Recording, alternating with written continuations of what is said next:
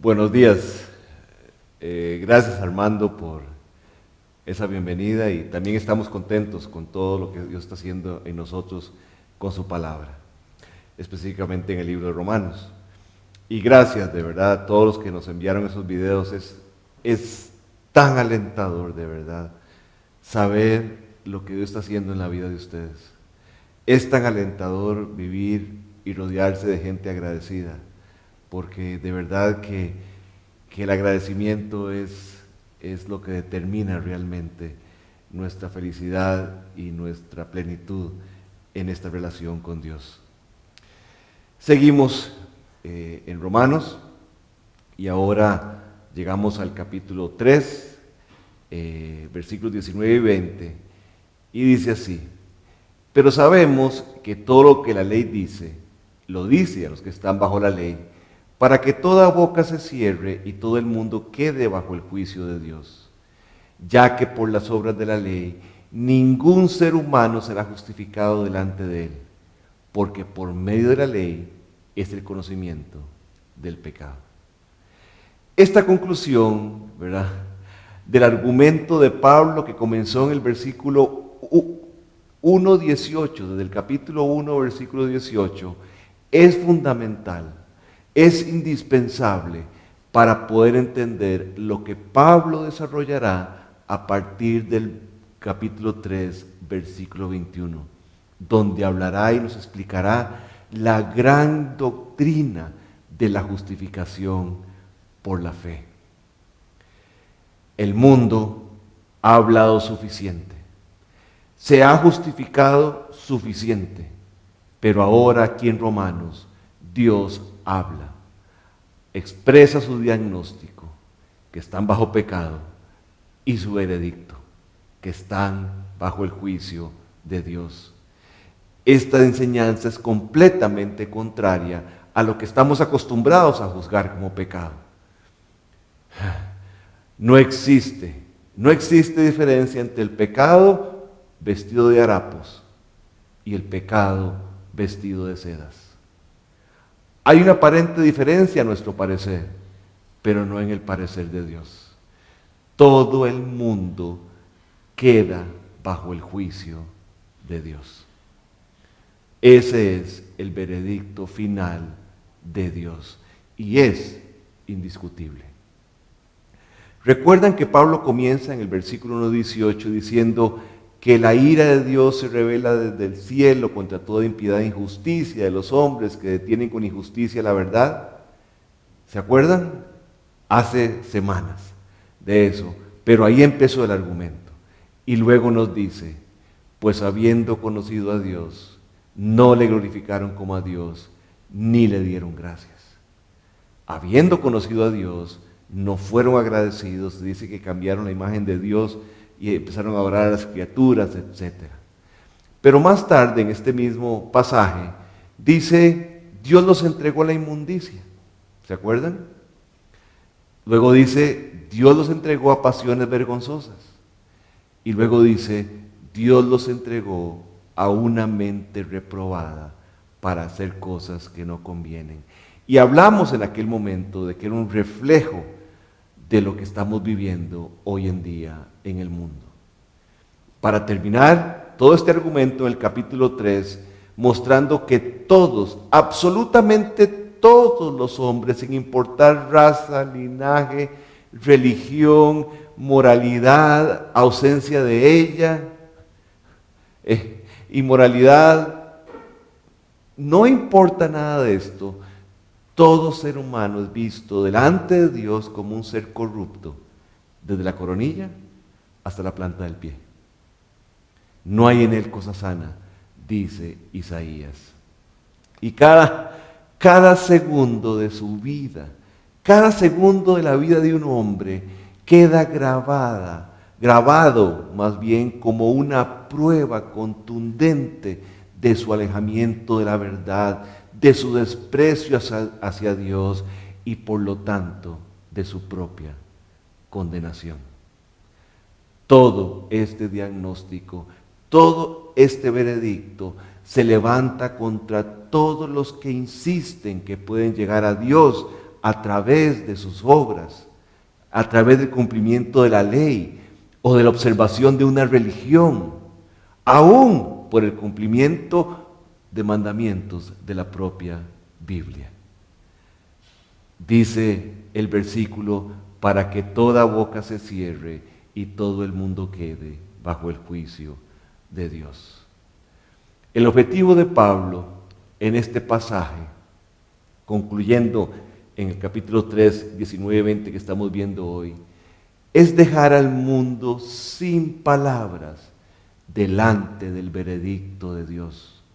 Es silenciar a todos los que confían así en sí mismos, como el fariseo. ¿Se acuerdan en Lucas 18 que dice, a unos que confiaban en sí mismos como justos y menospreciaban a los otros, dijo también esta parábola?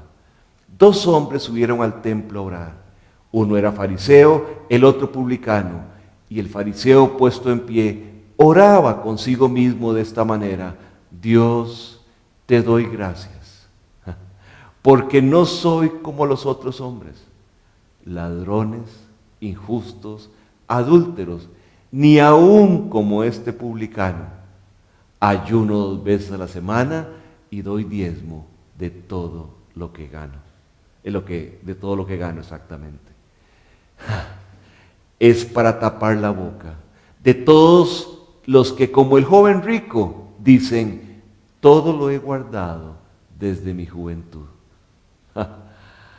Buscando con todo esto que lo que quede en nuestras bocas sea solo las palabras y la actitud del publicano que dijo, mas el publicano, estando lejos, no quería aún alzar los ojos al cielo, sino que se golpeaba el pecho diciendo, Dios, sé propicio a mí, pecador.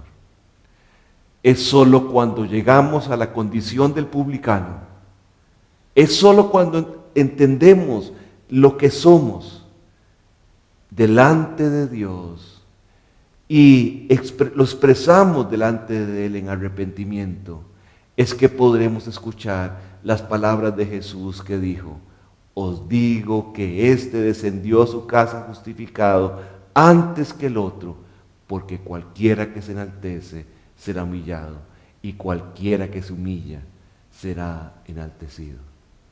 Qué paz, qué gozo viene a nuestra vida cuando aceptamos el veredicto de Dios y nos humillamos delante de Él diciendo, Dios, tienes razón, no tengo nada que decir, solamente sé propicio a mi pecador. Dios, con este veredicto, nos ha quitado el fundamento bajo nuestros pies, de tal manera que vemos la necesidad de un Salvador que nos libre de las arenas movedizas de nuestras propias ideas llenas de orgullo en las cuales nos estamos hundiendo. La humanidad ha caído en su propia trampa, dice el Salmo 9.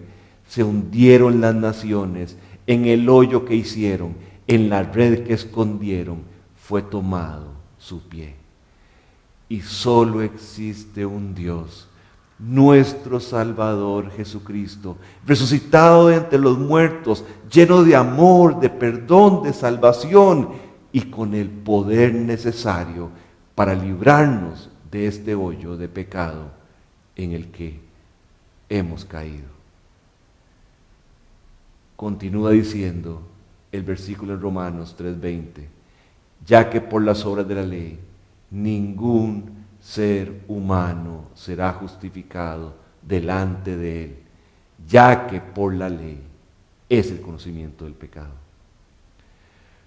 Pero qué difícil es mover a los hombres de algo que el mismo Dios les ha dado, su propia ley. Qué difícil es decirle a los hombres que aunque Dios la escribió, no es tratando de cumplir eso como se pueden salvar. Qué difícil es mover a los hombres de aquello que piensan e imaginan que están cumpliendo a cabalidad, algo que es imposible de cumplir. Yo estoy seguro que Dios dio la ley, que Dios no dio la ley, ni el sermón del monte, buscando que los hombres cumplieran esto como una meta para salvación. Por lo tanto, la ley es completamente incapaz de hacer justo a un hombre delante de Dios. Pero sí hay algo que la ley puede lograr. La ley es un estándar que fue dado al hombre para convencerlo de su propia pecaminosidad y de su propia incapacidad para cumplirla. De tal manera que, convencido de esto, pudiera correr a la cruz de Cristo para apropiarse de la gracia perfecta dada por Dios. La ley de Dios es como un simple espejo que me indica cuán manchada tengo la cara. La ley de Dios solo quiere mostrarme cuánto pecado hay en mi vida, pero qué locura es tratar de tomar el espejo para limpiarme la cara. La función del espejo es enseñarme. El que me limpia la cara es Cristo. Así es que cualquier otro uso del espejo es simplemente absurdo. Y podemos ver, aún en la misma palabra, cómo Dios hizo algo maravilloso. El doctor Barenhaus nos dice esto, nos recuerda que al mismo tiempo que Dios dio la ley, Dios dio el Cordero como solución a aquella ley que no se puede cumplir. Al mismo tiempo que dio a Moisés y a su ley, Dios le dio un sacerdote llamado Aarón que podía interceder por sus pecados y realizar el sacrificio del Cordero. Al mismo tiempo que Dios dijo, no harás, mandamiento tras mandamiento, al mismo tiempo Dios dio la cruz, donde el Cordero de Dios pagó todas nuestras fallas, todos nuestros pecados. Qué terrible es que el hombre entonces se aferre a la parte de la ley que los condena y les muestra su incapacidad para cumplirla, y rehúsen la otra parte de la ley que les muestra un sacrificio, una cruz, donde el Cordero de Dios fue muerto para el perdón de sus pecados. Qué terrible que los hombres tomen la historia de la vida de Jesús como un ejemplo a seguir para salvación, mientras rechazan la historia del Evangelio, su muerte, sepultura y resurrección, por medio de la cual obtienen redención y salvación. Qué terrible que el hombre busque aferrarse a ritos, ceremonias, ayunos, autonegaciones, se aferran a un calendario eclesiástico, al bautismo, los sacrificios de la Cuaresma, pensando ser salvos por medio de todas estas cosas. Pero rehúsan echar mano a la oferta de vida eterna a través de la fe sencilla en la sangre derramada del Hijo de Dios, que vino a buscar y a salvar a lo que se había perdido, y quien vino a dar su vida como rescate por muchos. Así que esto es el simple resumen de la labor de la ley. Revelar al hombre qué tan pecador es realmente, para que se vuelva con todas sus fuerzas, con todo su arrepentimiento, a Cristo el Señor como su único medio de salvación. Hay una traducción británica de este pasaje que me gustó muchísimo porque realmente refleja lo que queremos decir. Y dice así: ningún hombre puede justificarse a sí mismo delante de Dios por medio de un rendimiento perfecto de las demandas de la ley. De hecho, la ley es el borde recto, de hecho, el borde recto de la ley es la que nos enseña qué tan torcidos estamos. Repito, de hecho, el borde recto de la ley es la que nos enseña qué tan torcidos estamos. La ley es blanca, la ley es buena, la ley es pura, para revelar al hombre que sus acciones son de colores, que sus acciones están manchadas. La ley era la perfección establecida para enseñar la imperfección del hombre. Era la altura moral marcada para enseñar a los hombres que nunca alcanzarían las demandas divinas. Fue el peso de la balanza destinado para mostrar la futilidad del esfuerzo de pensar, de pesar sus propias obras en la balanza, teniendo al otro lado de la balanza nada más y nada menos que la vida perfecta del Hijo de Dios.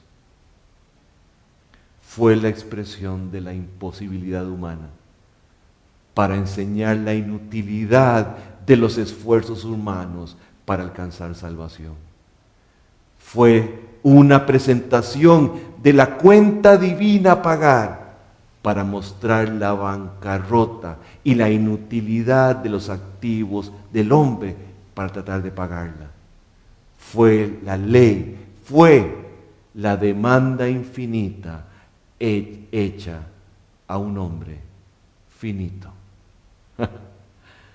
La ley fue el preludio necesario a la gracia, porque el hombre no tomaría la provisión de Dios hecha en la cruz hasta que no se asegurara estar de pie delante de los centavos de sus propios logros.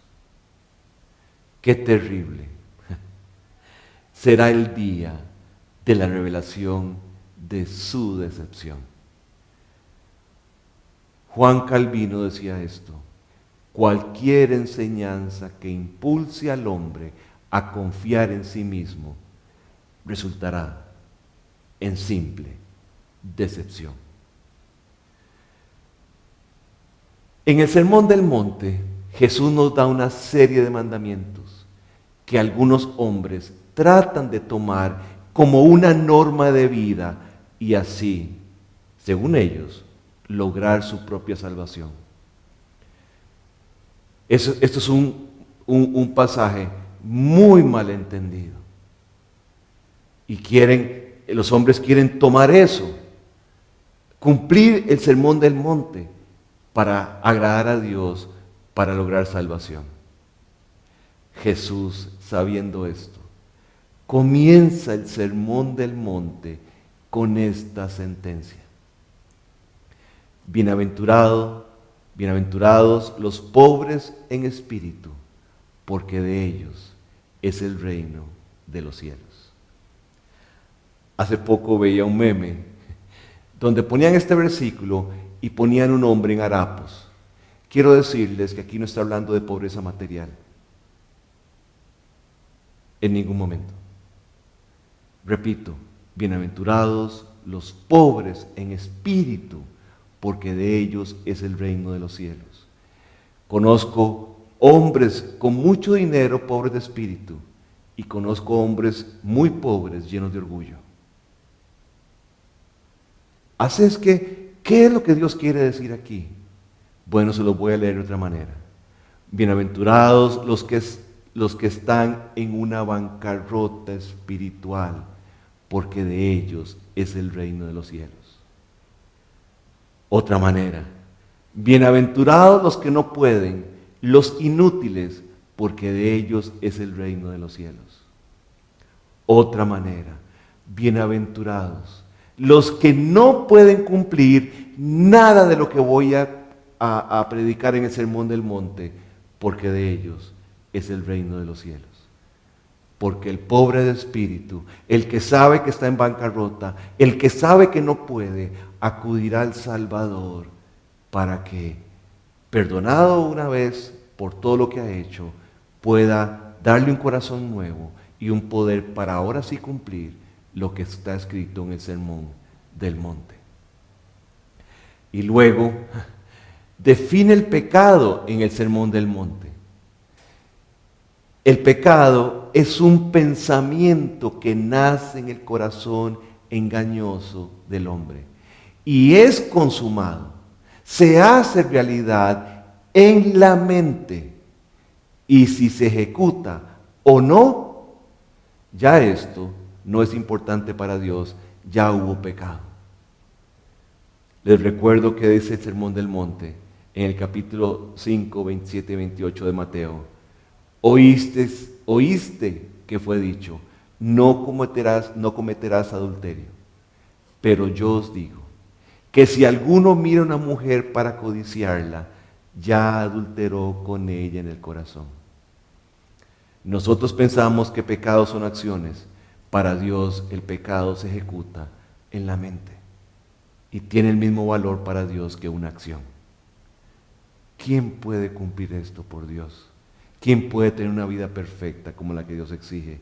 Nadie. Y luego, dentro de todas esas enseñanzas, da un mandamiento que debería partir el corazón, que debería preocuparnos y llevar a cada persona honesta a correr desesperadamente a la cruz. Dice así: sed pues vosotros perfectos, como vuestro Padre que está en los cielos es perfecto. Precisamente por esto Dios tuvo que intervenir. Por esto tuvo que existir el sacrificio y la resurrección del Cordero de Dios. Por eso la Biblia dice que tienes que nacer de nuevo. Para explicar un poquito esto, existe una analogía preciosa en el Antiguo Testamento. Hay una profecía que dice que morará el lobo con el cordero. Bueno, para que esta profecía se pueda cumplir, para que esto se haga una realidad, para lograr esta armonía entre el lobo y el cordero, será necesario transformar completamente el corazón del lobo, que reacciona tempestivamente ante el más leve olor a carne. Será necesario cambiar la naturaleza del lobo. Y para poder que el hombre, corrupto en todos sus pensamientos, caminos y hechos, pueda vivir a la altura de los requerimientos del Sermón del Monte, para que el hombre un día pueda morar en el cielo, será necesario el milagro de la regeneración, en el cual el Espíritu Santo resucita el espíritu humano, otorgando nueva vida, un nuevo corazón dentro del hombre corrupto. No existe otra manera. Les recuerdo, es debido al borde recto de la ley. Es debido a esto que está esa ley que está expresada en la ley de Moisés y reafirmada por nuestro Señor Jesucristo en el Sermón del Monte, que el hombre puede saber qué tan torcido realmente está, y de esa manera volverse del inútil esfuerzo a la realidad de la vida de triunfo en Cristo Jesús, mediante su salvación. Quiero volver un momento al versículo 19. Saben, he venido insistiendo mucho sobre esto. A veces leemos la Biblia y pensamos que estos pasajes son para los incrédulos. Quiero recordarte algo. Cada versículo de la Biblia tiene algo para ti, que te llamas creyente. Este versículo dice: pero sabemos que todo lo que la ley dice, lo dice a los que están bajo la ley, para que toda boca se cierre y todo el mundo quede bajo el juicio de Dios. Todo este pasaje de Romanos que hemos visto desde el capítulo 1, versículo 18 hasta aquí, ha buscado algo fundamental y espero que lo hayan captado a través de estos meses.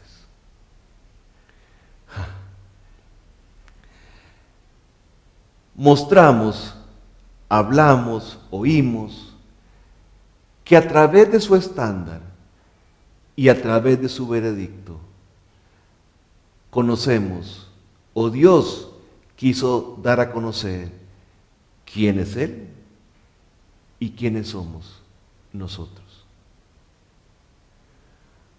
Hoy, las librerías cristianas están llenas de libros que enseñan cómo librarse de los problemas, cómo quitarse esto, cómo cambiar lo otro, etcétera, etcétera.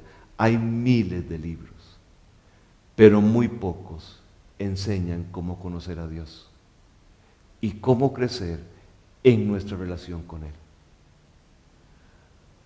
Hoy en día, de lo que más se escribe es acerca de la familia, del matrimonio, la crianza de los hijos, etc. Y en una conferencia de pastores cuentan que les preguntaron cuál era su mayor necesidad y ellos dijeron que necesitaban más material para tratar con el problema en las familias.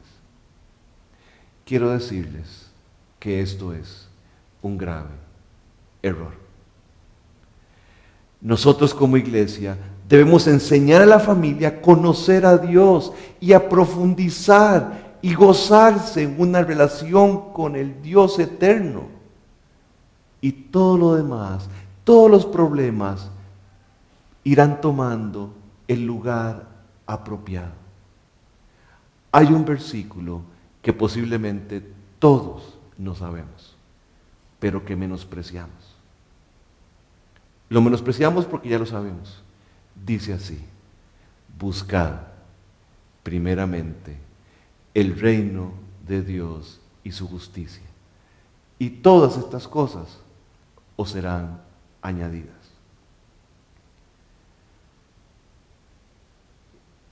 No piensen que me he desviado del tema. Veremos por qué es necesario esto.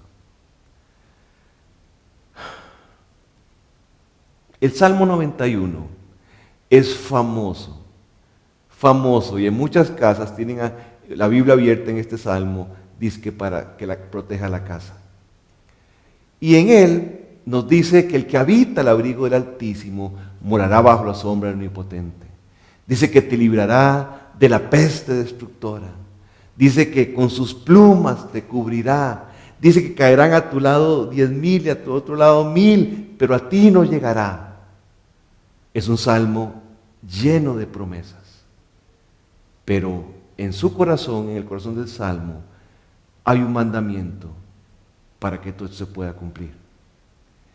Dice así: por cuanto en mí ha puesto su amor, yo lo libraré. Le pondré en alto por cuanto ha conocido mi nombre. Repito, le pondré en alto por cuanto ha conocido mi nombre. Yo puedo decir, por cuanto Él me amó, yo lo amo. Por cuanto lo he conocido, porque he profundizado en mi relación con Él, porque entiendo su carácter, entiendo por qué hace las cosas, puedo estar siempre con mi boca callada, viviendo quieto, acallado, en paz, reposado, sabiendo que Él es Dios. El gran problema del hombre, incluido muchos cristianos, es que no conocemos a Dios como debe ser conocido.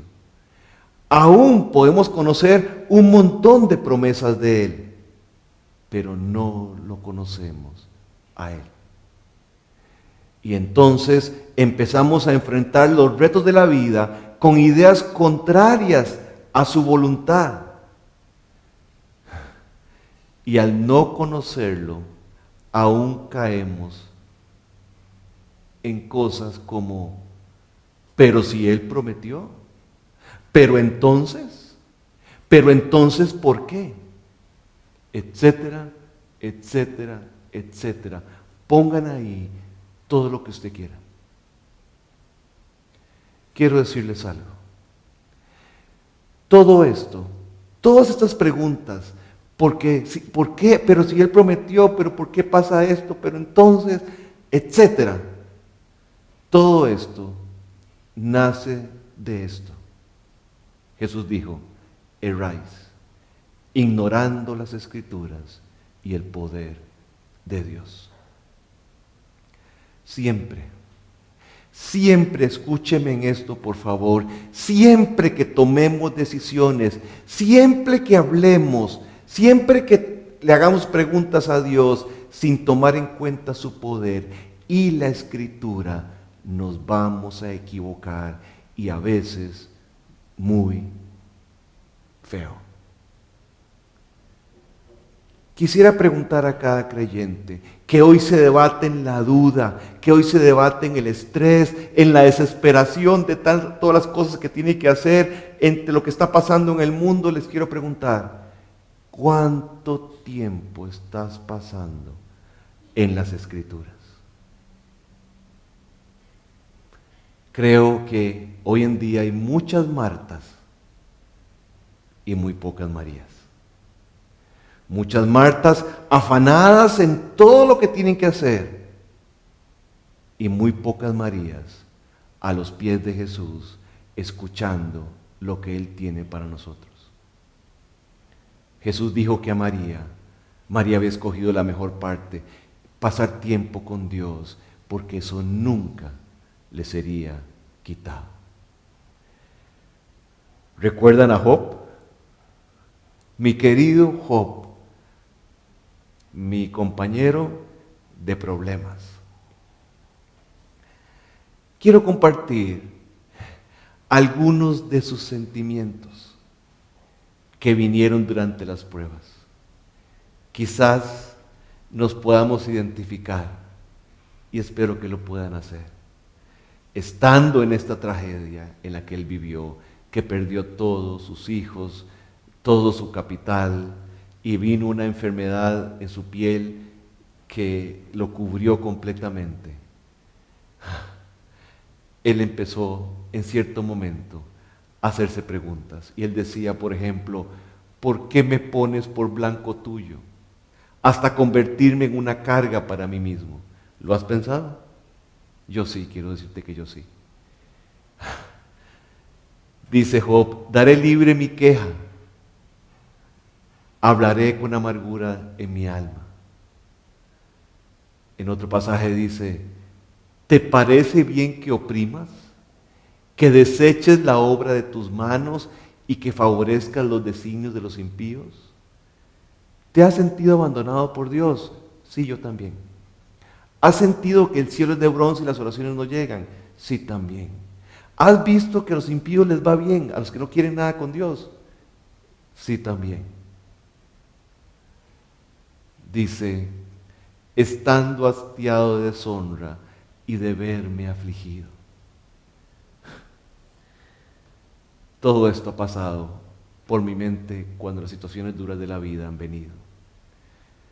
Dice Job, ¿por qué escondes tu rostro y me cuentas por tu enemigo? ¿Has sentido alguna vez que Dios te ha olvidado? Dice Job, me quebrantó de quebranto en quebranto. ¿Cuántas veces le dije a Dios, Dios, ¿cuándo va a terminar esto? Aún le pregunto por algunas cosas, ¿cuándo van a terminar? Y dice Job, ¿por qué viven los impíos y se envejecen y aún crecen en riquezas? ¿Cuántas preguntas? ¿Cuántas preguntas hay en el corazón del hombre que muchas veces nos llevan a malas actitudes y a dudas tremendas. Pero quizás este versículo de Job que está en el capítulo 23, quizá resuma todos estos sentimientos y todos estos pensamientos. ¿Quién me diera el saber dónde hallar a Dios? Yo iría hasta su silla, expondría mi causa delante de Él y llenaría mi boca con argumentos o de argumentos. ¡Wow! Toda la ansiedad, toda la preocupación, toda la decepción, toda la tristeza, todas las malas reacciones y las malas decisiones, todo esto viene a nuestra vida simplemente porque no conocemos el carácter, ni la voluntad de Dios, ni tampoco su poder. Y queremos llegar hasta su mismo trono. Desearíamos estar frente a Él con nuestros argumentos para demostrarle lo equivocado que está. Que el camino que ha decidido para tratar con nosotros es completamente equivocado. No me imagino con la frente en alto tratando de demostrarle al Creador que se ha equivocado en la forma en que ha tratado conmigo. ¿Saben qué? Al ver la vida que Dios me ha dado, le agradezco que nunca me haya preguntado cómo pensaba que yo debería, cómo pensaba yo que me debería de tratar. Estoy agradecido con Dios que nunca tomó en cuenta mi opinión ni aún mis lágrimas de dolor, sino que siguió adelante porque tenía un propósito maravilloso: construir a Cristo en mí. ¿Recuerdan toda esta aventura de Job? Todo esto que él vivió. ¿Saben de dónde nació todos los problemas de Job? Nació de una argumentación de Satanás con Dios. Ahí nació. Dice así la Biblia, que Satanás le dijo a Jehová: ¿y acaso Job te honra sin recibir nada a cambio? ¿Acaso no están bajo su protección su familia, sus bienes, sus riquezas? Dice Satanás más adelante: le has cercado. Dios había puesto una cerca para que Job prosperara. Y Satanás le dice: claro, Él te sirve porque lo bendices. Ahí nació la aventura de Job. Y ahí nace, de ese argumento nacen muchas aventuras en nuestra vida. Desgraciadamente, este argumento rige la relación que muchos tienen con Dios. Solo sirven a Dios con tal de recibir algo a cambio. No importa cuánto amor Él haya demostrado por nosotros. Para ellos, sencillamente la cruz no es suficiente prueba de amor y necesitan que Dios le enseñe algo. Yo he pasado por eso y entiendo. Yo recuerdo momentos en mi vida donde era tanto el dolor y tanto el tiempo en el dolor que llegué a preguntarme cosas. Y recuerdo específicamente una vez cuando Dios trajo este pensamiento a mi vida, diciéndome: Rodrigo, la cruz no es suficiente para ti. Y ese día le pedí perdón y perdón y perdón. Y le dije: ya no quiero que me demuestres más tu amor. La cruz es suficiente. Pero con razón vienen las quejas, con razón las dudas, con razón las malas actitudes que producen estos pensamientos. Con razón, para muchos creyentes, todas las cosas no les ayudan para bien. Con razón, muchos creyentes no logran disfrutar la vida abundante que Dios ya nos dio desde el día que nos rescató. Pero debido a que Dios nos ama, y es el más interesado en que disfrutemos de la vida abundante que ya nos dio, sabiendo que nosotros lo íbamos a necesitar, que íbamos a necesitar esta enseñanza urgentemente en nuestra vida, Dios enfrenta a Job y le dice lo siguiente: ¿quién es este que pone en duda mi sabiduría? Esta nueva traducción viviente, esta traducción de este versículo me gustó mucho. ¿Quién es este que pone en duda mi sabiduría con palabras tan ignorantes? Prepárate, muestra tu hombría, porque tengo algunas preguntas para ti y tendrás que contestarlas. ¿A dónde estabas tú cuando puse los cimientos de la tierra? Dímelo, dímelo ya que sabes tanto. ¿Quién decidió sus dimensiones y extendió la cinta de medir?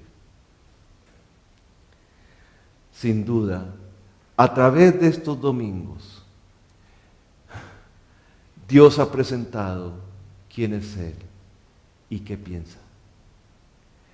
Y te pregunta hoy a ti, dime, ¿eres tan sabio que te atreves a poner en duda la forma en que te trato?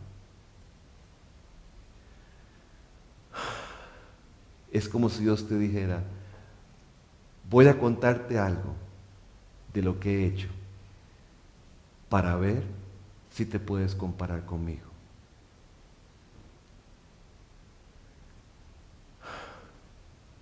Quiero decirte algo. Leímos muchas dudas acerca que Job tuvo, pero quiero decirte algo.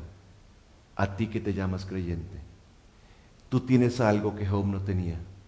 Tú tienes el libro de Job. Él no lo tenía. Tienes menos excusas que Job. ¿Saben? Una de las cosas que más me impresionan del libro de Job es que Dios no le dio una sola respuesta a las decenas de preguntas que Job hizo en su libro. No le dio una sola explicación de todo lo que preguntó. Y mucho menos Dios se disculpó con Job por todos los problemas que había permitido en su vida. ¿Entiendes el carácter de Dios? ¿Vas entendiendo el carácter de Dios? ¿Por qué, dirás? ¿Por qué todo esto? ¿Por qué no le explicó? Porque Dios buscaba que Job lo amara a tal punto que lo sirviera con todo el corazón, sin cuestionar nada. Por eso le mostró su grandeza y por eso le mostró su amor. Y por la gracia de Dios, ¿verdad? Por la gracia de Dios, Job le respondió de la manera correcta. Porque te quiero decir algo. Pobre de aquel que necesita que Dios le dé explicaciones. Pobre de aquel. Job respondió de esta manera. Oigan como dijo. Pongan atención. Abran sus corazones. Él dijo: no soy nada. ¿Cómo podría yo encontrar las respuestas? Me taparé la boca con la mano. Ya hablé demasiado. No tengo nada más que decir. Les recuerdo el pasaje que estamos viendo, para que toda boca se cierre y quede bajo el juicio de Dios. Job dijo, me taparé la boca con la mano, ya hablé demasiado, no tengo nada más que decir. Luego de que creemos la Escritura y el poder de Dios, luego de que Job también lo conoció, solo le pudo decir, no soy nada. Cristiano, te hablo a ti. ¿Cómo hacerte entender esto? No somos nada y por lo tanto no merecemos nada. ¿Me escucharon? A.W. Pink, un gran predicador de principios del siglo pasado, decía esto: las aflicciones son leves cuando las comparamos con lo que realmente merecemos. Son ligeras cuando se comparan con los sufrimientos del Señor Jesús.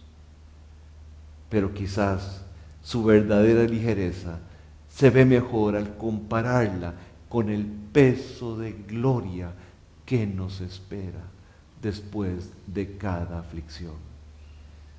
Recuerda, ese peso de gloria se llama Cristo en nosotros, la esperanza de gloria. Dice otro pasaje, me taparé la boca con la mano, ya hablé demasiado, no tengo nada más que decir, decía Job. Con razón, David, mi amigo David, decía en el Salmo 46, estad quietos y conoced que yo soy Dios. Recuerdo estar cuando estaba en el INCAE sufriendo con todas aquellas materias, no viendo salida y pensando que no podría sacar adelante esa carrera. Me acuerdo que María Fer me mandó este versículo y fue un aliento para mi vida. Estad quietos y conoced que yo soy Dios. Quiero contarles que al final me gradué. Cuando realmente creamos que Él es Dios, que Él es el Señor, estaremos quietos. Y no habrá nada que decir en su presencia más que gracias, alabanzas y adoración. Hemos visto a través de estos domingos quién es Él y quiénes somos nosotros. Esto debe provocar lo mismo que hizo en Job en nosotros. Porque al fin y al cabo quiero decirles algo. No se trata de ser mejores que la gente que está fuera de la iglesia. No se trata de ser mejores que otras iglesias tampoco. No se trata de ser mejores que otros cristianos dentro de la misma iglesia. Se trata de amar a Dios con todo el corazón, con toda el alma y con todas las fuerzas y con toda nuestra mente. De eso se trata la vida cristiana. La vida cristiana no se trata de ser feliz, se trata de amar a Dios, se trata de gozarnos en una relación con Él que nos lleva a la santidad. De eso se trata. Y cuando nos damos cuenta que todo lo que pasa en nuestra vida tiene sencillamente este propósito de amar a Dios, de servirle sin más interés que amarlo, debemos cerrar nuestra boca y quedar quietos, sabiendo que Él es Dios. Y como Jesús, ¿se acuerdan? Padre, si se puede, aparta de mí esta copa. Pero luego de ahí le dijo, pero Dios, no se haga mi voluntad, sino la tuya. Y no habló más. Nuestra boca debe ser abierta solamente para eso. Dios, haz tu voluntad, por favor. No se te ocurra hacer la mía. Cumple la tuya en mi vida. Qué lección esto que estamos aprendiendo hoy. ¿Qué es lo que hemos visto estos domingos? Que no hay ni siquiera un hombre justo.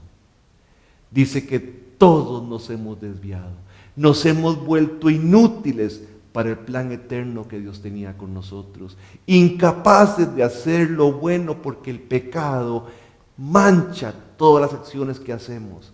Hablamos para destruir, incapaces de conocer y mucho menos construir un camino de paz. Y el temor de Dios no aparece por ningún lado en nuestras vidas. ¿Cómo? Hombres así nos atrevemos a cuestionar, a dudar, a acusar o culpar o tan siquiera argumentar con un Dios que es completamente justo, que nunca ha fallado, que es útil para todo lo que necesitamos, que solo hace lo bueno, que habla solo para construir, un Dios cuyos caminos son deleitosos y todas sus veredas paz, que a través de su amor quiere construir en nosotros su temor, que es el principio de la sabiduría y con el cual vivimos tranquilos toda nuestra vida. ¿Cómo podemos hacer eso? Y que realmente decidamos de una vez por todas, realmente decidamos cerrar nuestra boca ante tanta autojustificación, antes de discutir este veredicto del Dios justo y eterno. Pero si todavía dices, pero es que, sí, pero, es porque no has abierto tu corazón a la Escritura y al poder de Dios. Repito, tomamos pasajes y tenemos la costumbre, la mala costumbre de decir este pasaje es para los incrédulos. Pero vamos a leer un pasaje que es para nosotros. Dice así: las semillas que cayeron entre los espinos representan a los que oyen el mensaje, pero muy pronto el mensaje queda desplazado por las preocupaciones, las riquezas y los placeres de esta vida. Así que nunca crecen hasta la madurez.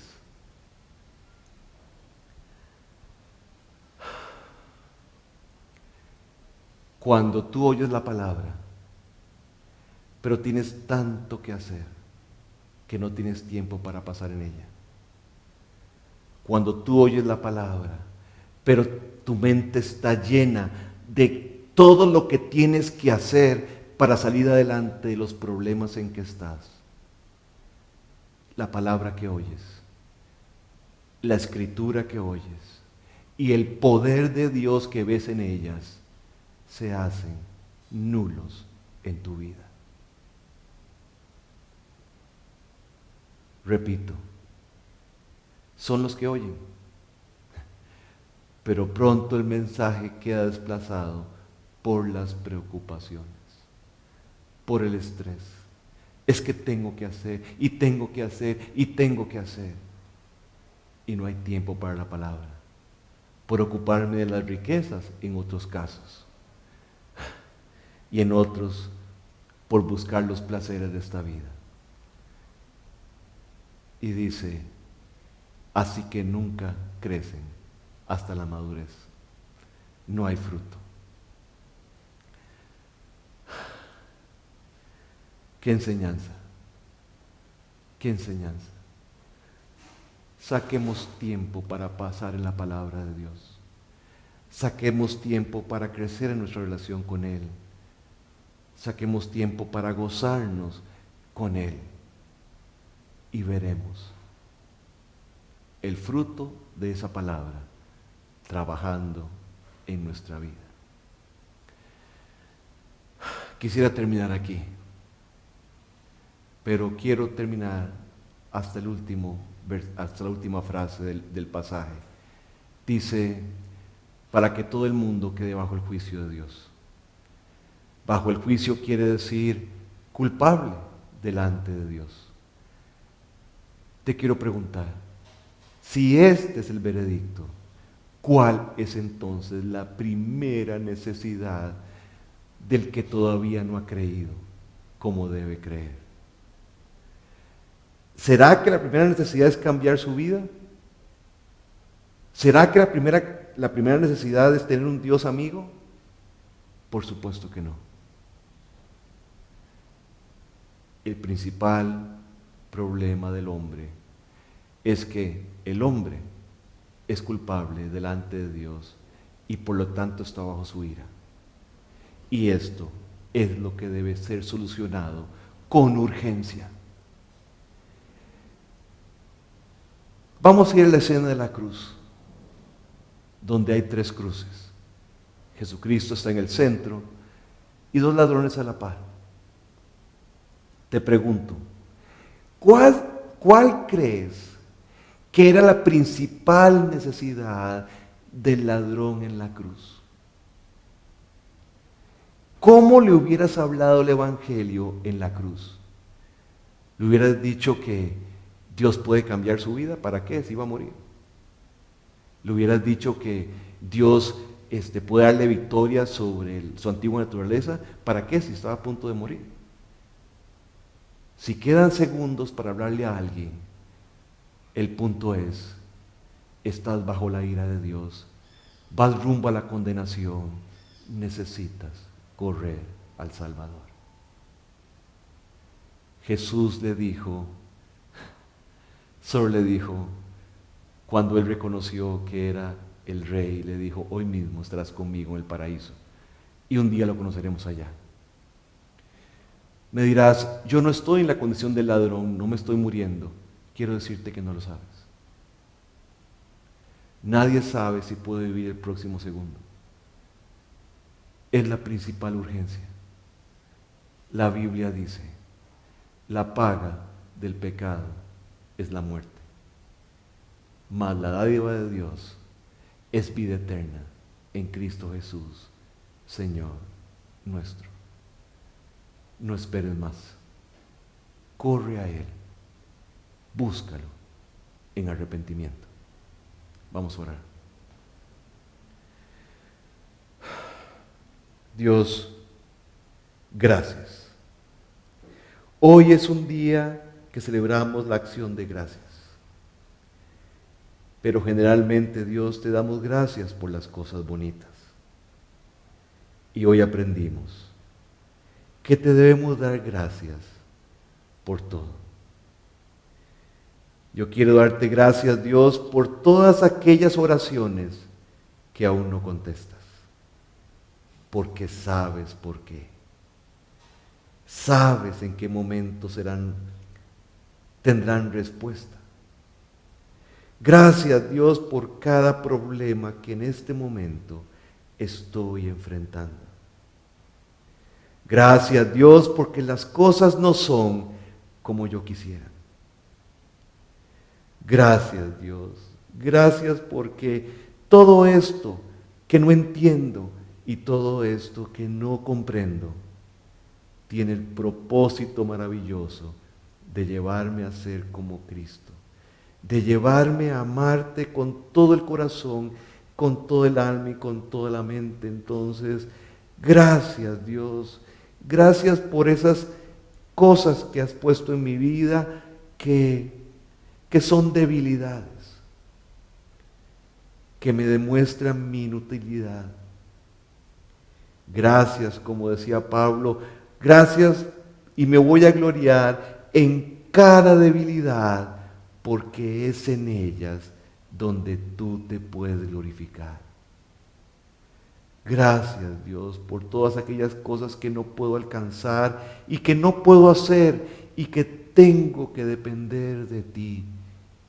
Y cuando las cosas se alcanzan y las cosas pasan, solo podemos decir gracias, porque es tu obra, es tu gloria y no la nuestra. Dios, por favor, queremos decirte que anhelamos callar nuestra boca. Anhelamos poner nuestra mano en la boca y estar quietos y conocer que tú eres Dios, Adonai, el Todopoderoso. Gracias, Dios, por cada necesidad que hoy tenemos. Gracias porque sabemos que tú dices que no has visto justo desamparado, ni su descendencia que mendigue pan. Y gracias, Dios, porque a través de 30 años, aunque muchas veces no hubo platillos deliciosos, siempre hubo arroz y frijoles que comer. Nunca ha faltado y nunca faltará. Gracias, Señor. Gracias. Ayúdanos a nunca volver a dudar de ti. Nunca más, Dios. Que nunca lleguemos a esa ingratitud otra vez de tratarte como si no nos amaras. Gracias, Dios. Gracias por esta iglesia. Gracias por cada uno que trabaja aquí juntos para sacar adelante estos mensajes. Gracias por los que trabajan detrás, editando, haciendo cosas, Dios. Gracias. Gracias por los que oran. Gracias por los que ofrendan, Dios. Gracias. Gracias. Gracias. Recíbelas, por favor. En el nombre de Jesús. Amén.